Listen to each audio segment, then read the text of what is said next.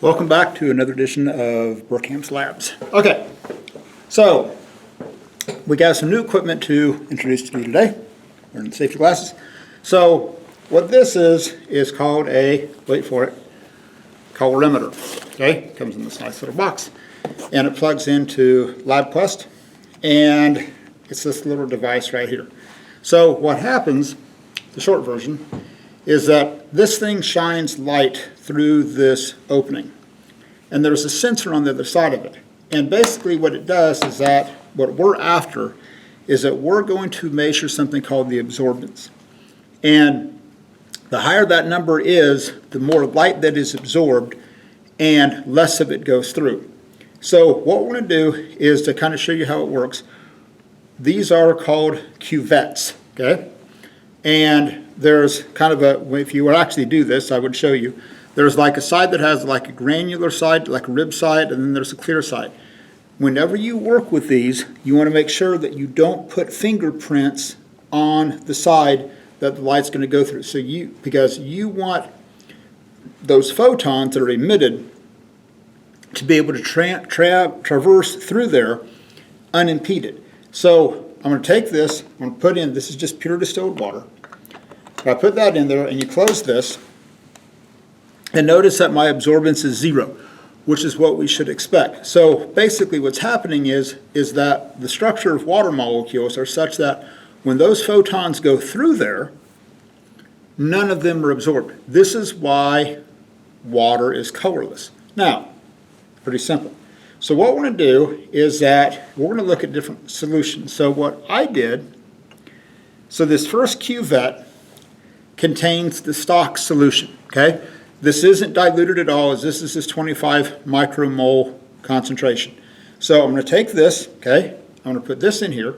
Now, what we're going to do is that we're going to prepare a series, and I've already done this, of diluted ones, okay?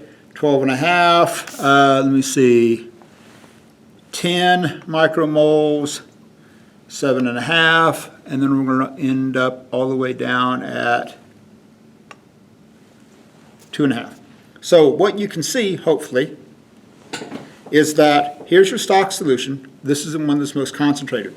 So then, as a kind of a comparison, when you get down here to that last one, which is at 2.5 micromoles, that's much, much, much, much more diluted. So to operate the machine, we're going to put this in here and make sure that we're going to have the clear side going with the beam of light, because we want that light to go through and then go unimpeded.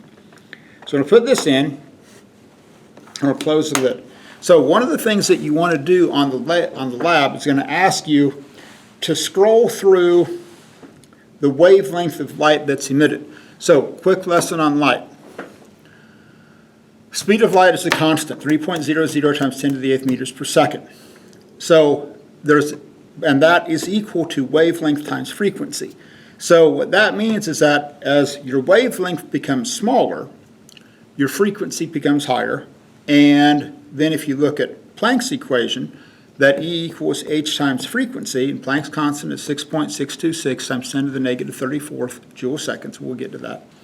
That's a constant. So what that means is that you multiply by a higher and higher and higher frequency, you get a higher and higher and higher energy. So what I'm going to do is what we could do is we could scroll through and we can change the frequency of light that's emitted for 30 nanometers, 470, 565, 635. So what we want to do is that different organic structures absorb light better at different wavelengths. So what I'm going to do is I'm going to take this, okay, and I've got this in here, and I'm going to scroll through the wavelengths, and what you'll see is that, like, at 430 nanometers, we don't get much absorbance. At 470, not much absorbance. But then we get to 565,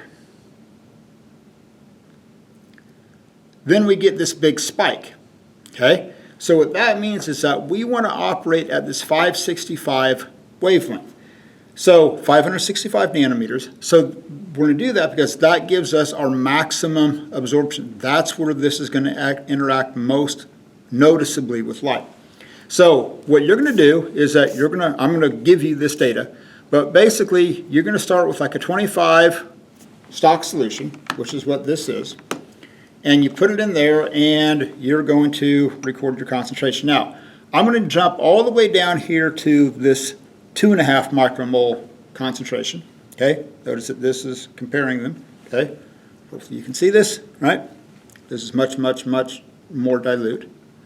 So I'm going to take this and I'm going to put this in here. I'm going to close it.